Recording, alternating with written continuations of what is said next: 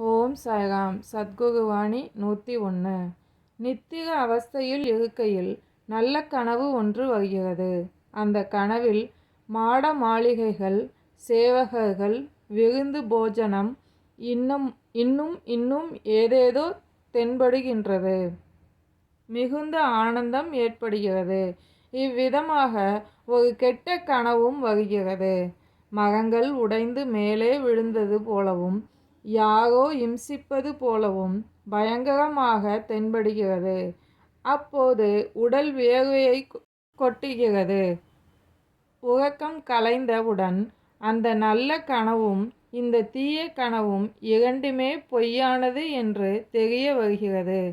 ஜாக்கிரதா அவஸ்தையில் நாமாகவே இருக்கிறோம்.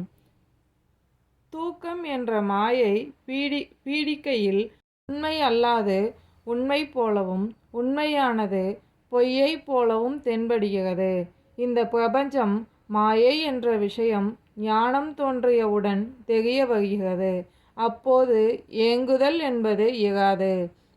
பிரம்மைகள், பிராந்திகள் என்பது இருக்காது. எது சாத்தியமானதோ அதுவே தென்படுகிறது.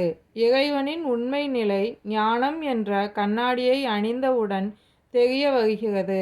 ஆகையால் ஞானம் பெறுவதே ஜீவர்களின் குறிக்கோளாக இருக்க வேண்டும். என் வார்த்தைகளின் மீது நம்பிக்கை வை. ஓம் சாய்ராம்.